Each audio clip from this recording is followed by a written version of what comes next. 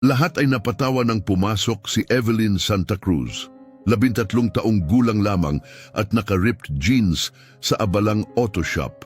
Anak siya ng mekaniko at walang sino man ang kumukuha sa kanya ng seryoso. Si G. Reyes, ang pinong bihis na boss na naka-tailored suit, ay hinarap siya sa harap ng lahat upang ayusin ang isang misteryosong makina na hindi masolusyunan ng kanyang mga top engineer. Nakaon na ang mga kamera, handang i-record ang tiyak na kabiguan niya. Ngunit pagkabukas pa lang ng hood, tumalim agad ang tingin ni Evelyn. Pagkatapos ay nagsalita siya ng isang bagay na nagpatahimik sa lahat ng nasa loob. Walang nakaasahan sa revelasyong sasabihin niya. Bago tayo magpatuloy, pindutin muna ang like button at i-comment kung saan kayo nanonood. Malaking tulong ang suporta ninyo upang makapagbahagi pa kami ng mas maraming nakaka-inspire na kwento.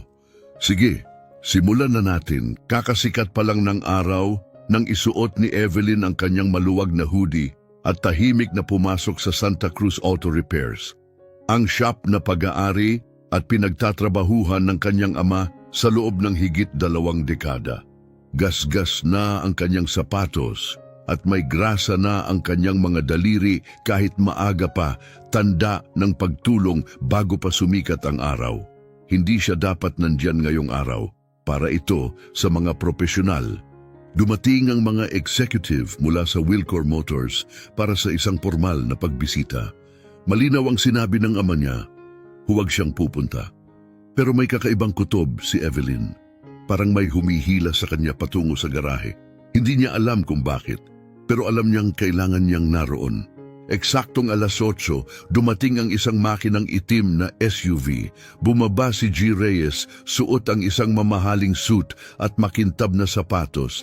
May suot pang sunglasses kahit nasa lilim ang shop. Tumigil ang lahat, walang nagsalita. Hindi basta boss si Reyes, siya ang legendary fixer ng Wilcor Motors. Kapag sobrang laki o komplikado ng problema, siya ang tinatawag. Maging ang mga mataas na opisyal ay sumusunod sa bawat utos niya. Ngayon, may dala siyang espesyal. Isang makina mula sa concept vehicle na hindi pa ipinapakilala sa publiko. Sabi, imposible raw itong ayusin. Mapanuring tumingin si Reyes sa garahe, halatang may pangmamaliit. Kasunod niya ang kanyang team, itinutulak ang isang plataporma na may takip na lona. Nang alisin nila ang takip, lumapit ang mga mekaniko, interesado, pero agad silang nalito. Kumutkot ng ulo ang isa, kumabit ng diagnostic tools ang isa pa, pero puro error ang lumabas. Walang may maintindihan. Nakatayo si Reyes, nakatawid ang mga braso at walang mabasang ekspresyon sa mukha. Sa gilid, tahimik si Evelyn hanggang sa tumama ang siko niya sa isang baldeng metal. Malakas ang tunog, kaya napatingin ang lahat sa kanya. Tumama ang matalas na tingin ni Reyes sa kanya. Nanlaki ang mata ni Evelyn, inasahan niyang pagsasabihan siya. Pero ngumiti lang si Reyes ng pakutya. Anak nino to? Tanong niya ng malakas. Tahimik ang lahat.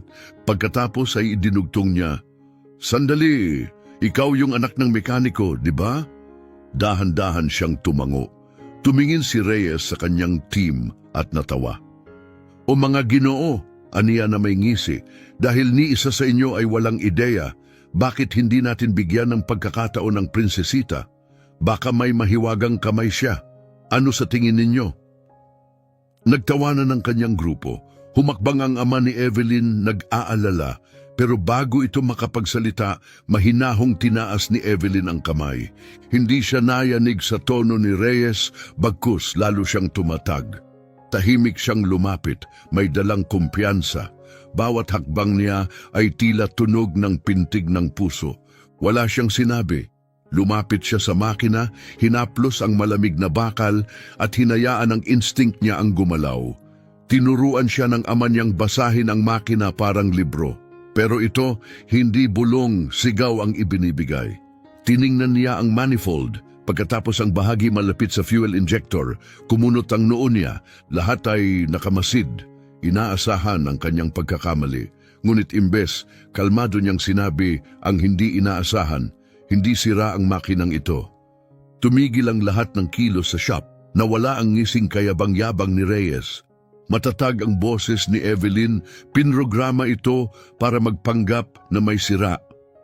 Nanlamig ang paligid, napanganga ang kanyang ama, nagpatuloy siya, ipinaliwanag na peke ang error codes, nakalup lang ang mga ito. May nagdisenyo ng makinang ito para lukuhin ang diagnostics, dagdag niya. Tahimik ang lahat, lumapit si Reyes, malamig ang boses. Sino ang nagsabi niyan sa'yo? Tanong niya. Dahan-dahang tumingala si Evelyn. Wala, sagot niya. Pagkatapos ng sandali, idinugtong, pero kung sino man ang gumawa nito, gusto nilang ubusin ang oras ninyo sa mga problemang wala naman talaga. Walang kumilos, hindi lang basta hula ang ginawa ni Evelyn. Sa loob ng wala pang isang minuto, nabuksan niya ang misteryo na ilang profesional ay ilang oras nang sinusubukang lutasin. At ang susunod niyang sasabihin ay yayanig sa buong shop, 5 segundong katahimikan, maging ang ilaw ay tila takot na umingay. Tinitigan siya ni Reyes, hindi na may pag-usisa, kundi ng isang mas mahirap basahin, duda na nakatago sa autoridad. Lumapit siya, halos magkalapit na ang mukha nila. Bumaba ang boses niya, parang banta. Inaakusahan mo ba ang mga engineer ko ng panlilinlang? Tanong niya. Mabagal ang bawat salita. Hindi umiwas ng tingin si Evelyn. Hindi siya umatras. Hindi ang mga engineer mo, sagot niya ng kalmado. May mas mataas pa sa kanila. Sa loob-loob niya, bumibilis ang tibok ng puso. Pero panatag ang kanyang boses. Wala siyang mga dokumento o ebidensya. Ngunit may taon ng karanasan at pakiramdam na hinasa ng paglaki sa garahe, hindi sa mansyon. Nagkatinginan ang team ni Reyes, halatang hindi komportable. Isa sa kanila, si Marvin, isang matandang technician na may mantsa ng langis sa damit at pagod na mga mata, ang unang bumasag sa katahimikan. Sir, aaminin ko, napansin ko rin pong paulit-ulit lang yung error code sa diagnostics kahit i-reset ko. Sabing may kaba ng isang mekaniko. Si Marvin iyon ang matandang technician.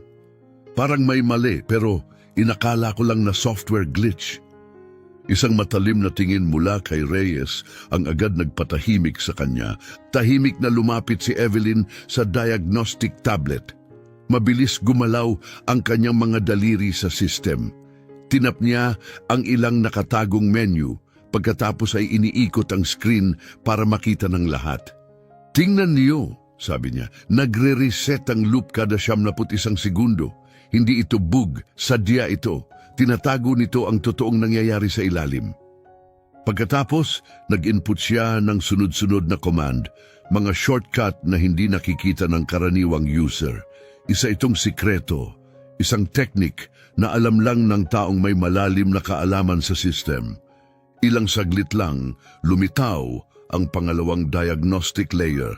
Kasunod nito, isang maliwanag na pulang babala. Internal sabotage detected.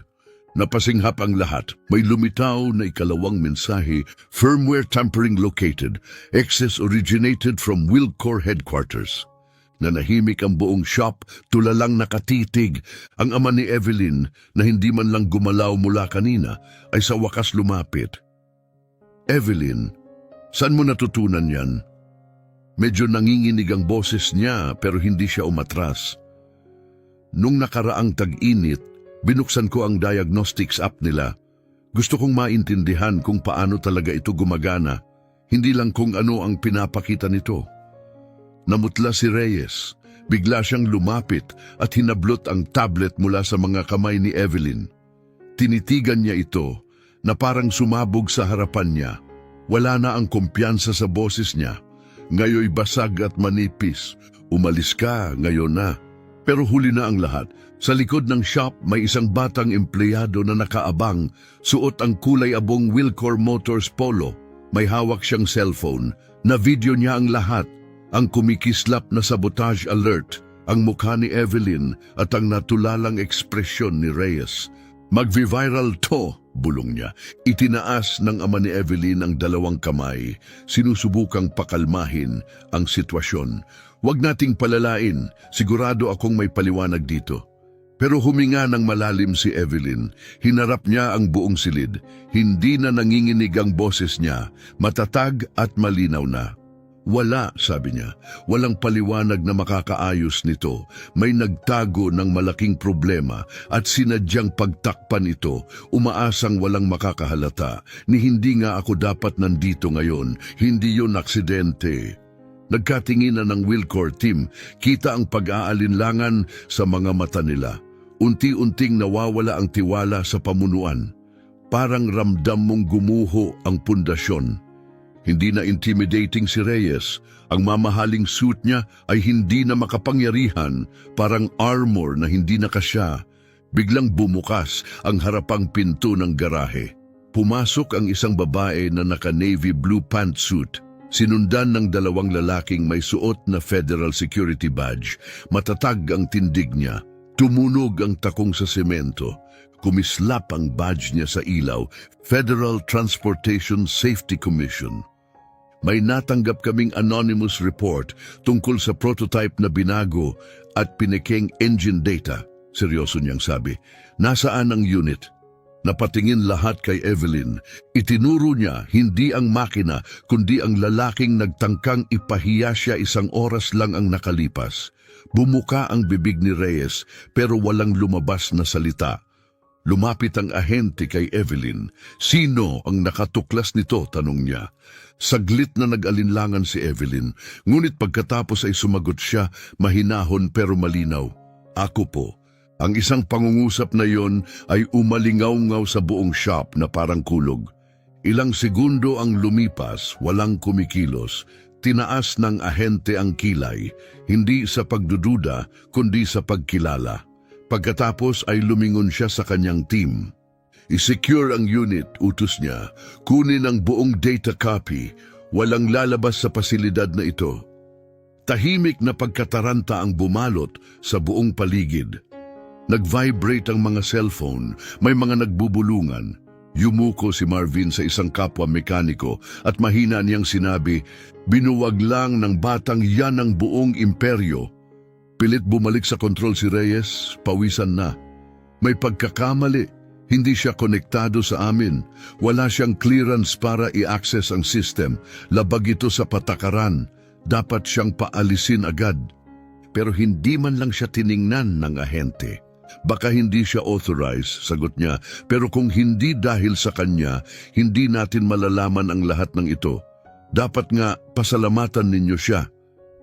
Bubukasan na ulit ang bibig ni Reyes pero walang salitang lumabas. Nagtigas ang panga niya. Tumitig kay Evelyn, hindi na may autoridad kundi may mas madilim na emosyon. Takot, puot, kapangyarihang unti-unting nawawala, ramdam yon ni Evelyn. Alam niyang may nabuksan siyang mas malaki kaysa sa inaakala niya.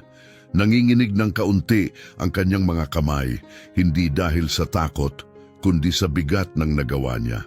Hindi lang siya basta nakakita ng flaw, isinapubliko niya ang isang mapanganib na lihim ng isa sa pinakamalalaking kumpanya sa industriya. Lumapit ang kanyang ama, mababa ang boses. Evelyn, hindi mo pa alam kung anong nasimulan mo. Hindi nila makakalimutan to. Ayokong makalimutan nila, mahinang tugon niya. Gusto kong ayusin nila. Just then, may isa pang itim na SUV ang dumating sa labas. Bumukas ang mga pinto at bumaba ang isang lalaki na naka-dark blue na overcoat, sinundan ng 2 pang federal agents. Puti na ang kanyang buhok, matalas ang kanyang mga mata, kumakalkal ng paligid. Tahimik siyang naglakad, may bitbit na autoridad na hindi kailangan ng salita. At muling nanahimik ang buong garahe habang siya'y papasok. Evelyn, tawag ng lalaki, kalmado at pantay ang boses. Tumango si Evelyn, halatang kinakabahan habang sinusubukang patatagin ang paghinga. Ako si Director Ramos, sabi niya, mula sa Department of Transportation.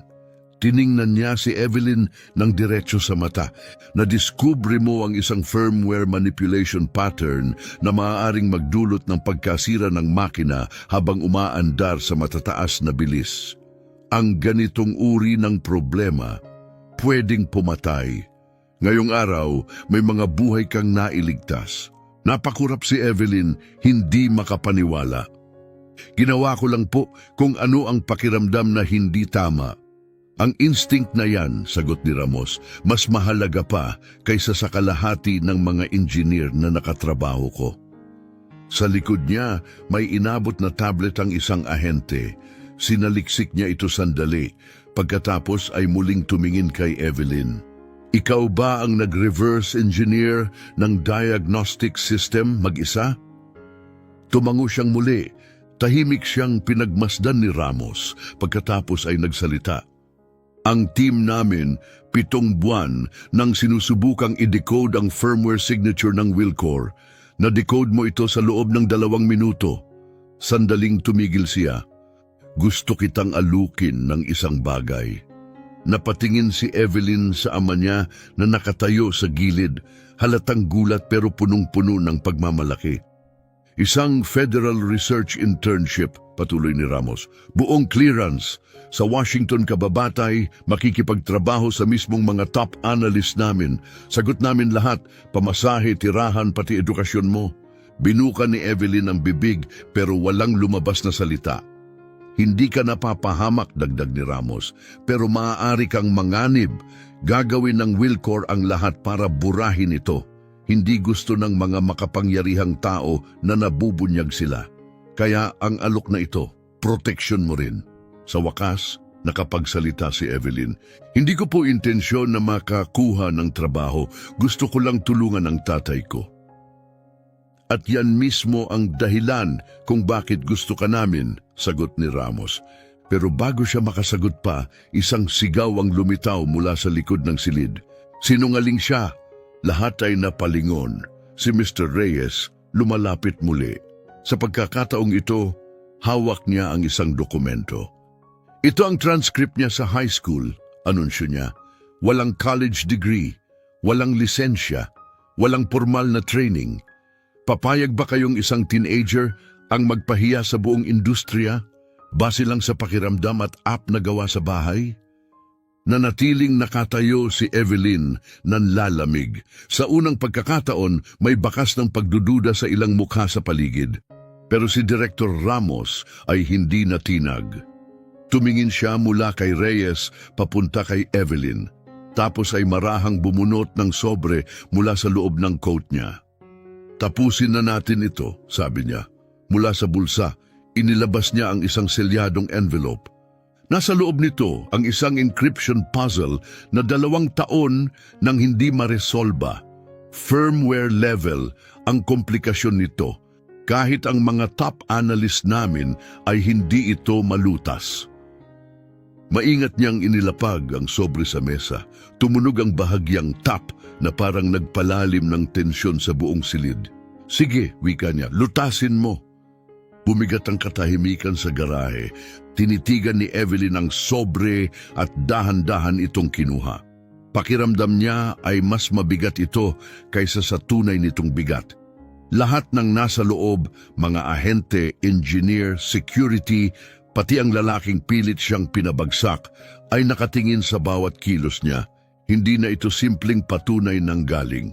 Ito na ang pagsubok kung may karapatan siyang nandoon. Marahil, ito rin ang magiging susi para mabuhay siya pagkatapos ng lahat ng ito. Inilabas niya ang papel, siksik ng hex codes at mga numero. Malinis, detalyado, uri ng code na hindi malutas ng supercomputer at mga cryptographer ng pamahalaan.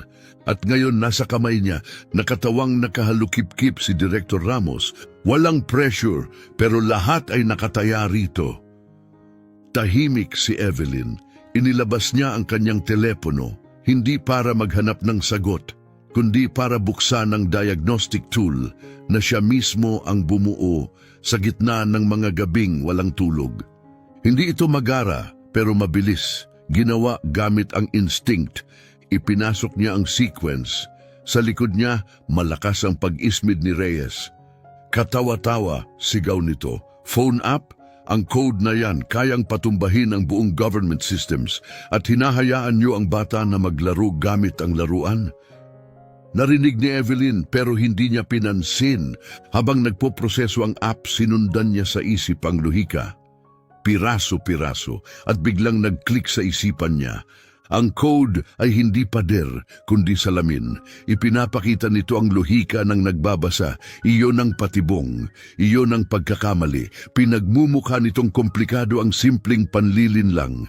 Ang karamihan ay sumusuri nito gamit ang tradisyonal na pananaw. Pero si Evelyn hindi galing sa tradisyon. Ang pagkatuto niya ay galing sa karanasan, sa likas na pagkamausisa, at sa napakaraming oras na ginugol sa garahe, hindi sa mga textbook. Binuksan niya ang raw hex editor at manumanong nirecompile ang isang seksyon ng code. Nakatago sa gitna ng mass ay isang paulit-ulit na linya na hindi dapat naroon. Lumilikha ito ng infinite loop, isang patibong na nagpapanggap na katalinuhan. Binura niya ito. Agad, bumaluktot ang code sa sarili nito at naging malinis, mababasang data. Tumahimik ang lahat. Inabot ni Evelyn ang output kay Director Ramos. Maingat niya itong tiningnan. Bahagyang lumaki ang mga mata niya habang iniikot ito para ipakita sa kanyang team. Lumapit ang isang ahente. Iyan na yon, bulong niya. Iyan ang seed key, nabuksan niya ito. Napaatras si Reyes, parang biglang umuga ang lupa sa ilalim niya. Bahagyang bumuka ang bibig ni Reyes, ngunit walang lumabas na salita. Nag-iba ang ekspresyon niya, unay gulat, sumunod ay kahihiyan, at sa huli, galit. Tahimik ngunit may bigat na autoridad, humarap sa kanya si Director Ramos. Isang sibilyan lang ang nakitang mong nakalutas ng encryption na buong departamento mo ay hindi mabuksan sa loob ng 2 taon. Baka sa susunod, mag-isip ka muna bago mo sabihing walang kwenta ang isang tao. Nararamdaman ni Evelyn ang kamay ng kanyang ama sa balikat niya, mahinahon, matatag. Puno ng pagmamataas, kumislap ang mga mata nito, hindi sa lungkot kundi sa labis na karangalang makita ang sariling anak na nalampasan. Ang mga eksperto na noon pa man ay tila hindi siya pinapansin. Pero hindi pa tapos ang lahat. Muling humarap si Ramos kay Evelyn. Opisyal ka ng national asset, aniya. Maaaring hindi mo pa lubos maintindihan ang bigat nito ngayon, pero nangangahulugan ito ng proteksyon. Magbabago ang mundo mo, mabilis. Tumango si Evelyn, pilit pa ring iniintindi ang lahat nang biglang nag-vibrate ang kanyang telepono. Isang bagong mensahe, walang pangalan, hindi pamilyar ang numero. At ang teksto, maikli malamig. Hindi mo dapat ginawa yon. Nanlaki ang mga mata niya at agad niyang ipinakita ito kay Director Ramos. Natahimik ito at agad ipinasa ang telepono sa isang ahente. I-trace, ngayon na. Anong nangyayari? Tanong ni Evelyn. Bumaba ang tono ng boses ni Ramos, halos pabulong. Walang rehistro ang numerong yan, walang digital trail. Kung sino man ang nagpadala, alam nilang nandito tayo, pinapanood nila tayo. Sa labas ng garahe, dahan-dahang dumaan ang isang delivery truck, masyadong dahan-dahan. Napansin ni Evelyn ang driver, nakasuot ng madilim na salamin, may headset, walang reaksyon sa mukha. Hindi man lang tumigil, dumaan lang at nawala sa kanto. Nag-radio ang isa sa mga ahente. Posibleng surveillance unit, i-activate ang Security Protocol Alpha, i-lock ang perimeter. Biglang tumunog ang mga alarma sa 4 na sulok ng gusali. Bumagsak ang mga steel door na isara ang buong garahe. Muling humarap si Ramos kay Evelyn. Mabigat ang ekspresyon, ang tono, malamig, matalim. Hinila mo ang isang hibla na konektado sa mas mapanganib na bagay kaysa maling code. May nabunyag kang matagal na nilang ibinaon at gagawin nila ang lahat para manatiling nakatago ito. Tinitigan ni Evelyn ang nakasarang mga pinto saka tumingin sa lalaking unang nagbigay sa kanya ng hamon. Ano na ang susunod? Tanong niya. Huminga ng malalim si Ramos. Ngayon, pupuntahan ka nila. Biglang kumurap ang mga ilaw sa kisame, isang maikling pitik, pero sapat na. Agad nagbunot ng baril ang lahat ng ahente. Sumigaw si Ramos sa kanyang headset, pinagmamasdan ang paligid. Hindi gumalaw si Evelyn. Malakas ang tibok ng kanyang puso. Ilang oras lang ang nakalipas, isa lang siyang batang babae sa garahe. Ngayon, isa na siyang target. Mabilis na tumalikod si Ramos. Alis tayo. Ngayon na, kompromiso na ang lokasyong ito. Pumagit na ang kanyang ama sa harapan niya. Nagpoprotekta. Saan niyo siya dadalhin? Sa classified safe house, sagot ni Ramos. Iyon lang ang paraan para manatili siyang ligtas. Ang nagpadala ng mensahe, konektado sa isang covert program na akala namin ay matagal nang isinara. Tumigil siya, mabigat ang tinig. Mukhang nagkamali kami. Mabilis na inilabas si Evelyn sa likurang bahagi ng garahe kung saan naghihintay ang isang makintab na itim na SUV. Pagkasakay niya, agad itong sumibat. Halos hindi makahinga si Evelyn. Bawat ikot ng gulong, pakiramdam niya ay humihila sa kanya sa isang buhay na hindi niya pinili. Sa tapat niya, binuksan ni Ramos ang isang reinforced na case at inilabas ang compact tablet. Inabot niya ito kay Evelyn. Ang nakrack mo ay hindi lang lumang code. Binuksan nito ang access sa isang nakalimutang proyekto, classified, off the record at kilala lamang ng ilang piling tao. Tinawag nila itong Project Sandstorm. Tahimik siyang pinagmasdan ni Ramos. 8 tao lang ang nakakaalam sa eksistensya nito. 6 ay patay na, 1 ay nawala. At ngayon, may nagtatangkang buhayin ito. Nanginginig ang kamay ni Evelyn habang binubuksan ang file. Pero hindi simpleng code o schematic ang nakita niya. Isang kumpletong blueprint, isang AI defense system na kayang kontrolin ang lahat ng critical infrastructure ng bansa. Mga nuclear facility, military satellites, armed drones, banking networks, lahat. At doon niya nakita ito, ang AI ay may pangalan Project Malakay. At ayon sa tablet, ang solusyon niya ang nagpagising dito. Mahinang boses ni Evelyn. Ibig sabihin, ako ang nag-activate nito? Tumango si Ramos. At alam na nito kung sino ka. Bago pa siya makasagot, biglang huminto ng marahas ang SUV. "Na-trace na tayo," sigaw ng driver. Isang itim na drone ang bumagsak mula sa langit at sumabog sa likod ng sasakyan. Isang apoy ang sumunod na siyang nagtulak sa SUV sa unahan. Sumalpok ang ulo ni Evelyn sa sandalan. Umikot ang lahat.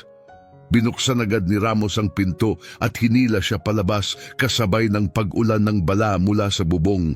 "Gumalaw! Dalhin siya sa fallback point, Charlie!" sigaw niya. Pinalibutan ng mga ahente si Evelyn, nagsilbing panangga habang tumakbo sila papunta sa makitid na eskinita. Kasunod ang ama niyang hirap na sa paglakad, napilay mula sa pagsabog. Tapos, nadapa. "Tay!" sigaw ni Evelyn. Hinawakan siya ni Ramos. "Hindi tayo pwedeng huminto, wala na tayong oras." Pero pumiglas si Evelyn at bumalik. Isang drone ang muling umalingaw-ngaw sa taas. Papalapit, may nakakamatay na pulang ilaw. Biglang dumating ang ikalawang itim na SUV. Humarurot ito at sinalpok ang drone mula sa ilalim. Binasag ito sa ere. Bumukas ang pinto at bumaba ang isang lalaki. Matangkad, matalim ang mga mata, malamig na bughaw ang tingin, at suot ang mahabang kayumangging coat na umalon sa hangin parang watawat. Nagtagpo ang mga mata nila ni Evelyn. "Nagbago ang lahat mula nang ginawa mo ang hakbang na iyon, aniya. Kung gusto mong mabuhay, sumama ka sa akin. Ngayon." Agad tinaas ni Director Ramos ang kanyang armas. "Sino ka?" Hindi man lang kumurap ang lalaki. Yung hindi mo kailanman sinabi sa kanya, kalmado niyang sagot. "Ako ang ikapito." Namutla si Ramos. "Hindi pwede, patay ka na dapat." Ngumiti ang lalaki, mahina, puno ng alam. "Pero heto ako." Nabigla si Evelyn. Tumingin siya kay Ramos tapos sa estranghero. Naghati ang instinct niya. Iniunat ng lalaki ang kanyang kamay. "Gusto mong malaman ang totoo? Ang buong katotohanan?" tanong niya. "Sumama ka sa akin dahil ang susunod na 24 na oras ang magpapasya kung sino ang magkakaroon ng kapangyarihan." Lumakas ang ugong ng paparating na mga drone. Nagsimulang kumislap ang mga pulang ilaw sa kalangitan ng lungsod, papalapit ang kaguluhan. At si Evelyn nasa gitna na ng lahat ng ito. Sa itaas, kumurap ang mga ilaw ng lungsod. Ang liwanag nila ay parang nabibigatan sa paparating na bagyo. Ramdam ni Evelyn sa buto niya, ang mundo'y paikot na sa kaguluhan. Ang lalaking may brown coat ay tila estatwa, kalma, handa. Parang alam niya kung ano ang susunod. Palapit na ang team ni Ramos, pero ang kumpiyansa ng estranghero ay tila kutsilyong bumaon sa ingay. Tumingin si Evelyn sa kanyang ama. Tumango ito, walang salita, tanging pagtitiwala. Lumapit si Evelyn at inabot ang kamay ng lalaki. Matatag ang pagkakahawak nito. Ipakikita ko ang lahat, sabi niya, pero pag nakita mo na ang katotohanan, hindi ka na makakabalik. Sa ilalim ng lungsod, sa isang high-tech na underground bunker, nabuhay ang mga screen, mga mukha na hindi pa nakita ni Evelyn, mga dokumentong may tatak na Sandstorm at Malakay. Ang ipinakita sa kanya ay hindi teorya, totoo ito. Isang makapangyarihang AI system na orihinal na ginawa upang ipagtanggol ang bansa ay lumihis ng landas. Ang dating tagapagtanggol ay naging banta. Binuksan mo ang susi na maaaring baguhin ang lahat, sabi ng lalaki. Kayang iligtas ng sistemang ito ang milyon o wasakin sila. At ngayon, ikaw lang ang makakagabay dito. Ang utak mo, ang paraan ng pagtingin mo sa patterns, ikaw lang ang maaaring kumonekta rito. Ang bigat ng responsibilidad ay parang bundok sa balikat ni Evelyn, ngunit sa ilalim ng lahat ng iyon, may unti-unting umusbong, isang tahimik, matinding apoy. Hindi na lang siya basta batang marunong mag-ayos ng makina, siya na ngayon ang huling linya ng depensa. Lumipas ang mga oras, nag-training siya, natuto, naghanda. Habang ang mundo sa ibabaw ay nasa bingit, may bagong puwersang hinuhubog sa ilalim, isang lakas na handang bawiin ang kontrol. Hanggang dumating ang sandali, nakatayo si Evelyn sa harap ng control panel. Hindi nanginginig ang kanyang mga kamay. Matatag ang tingin at ang puso niya naglalagablab sa kalinawan. Desisyon niya ito, pinindot niya ang buton. Sandaling tumigil ang mundo, walang tunog, walang galaw.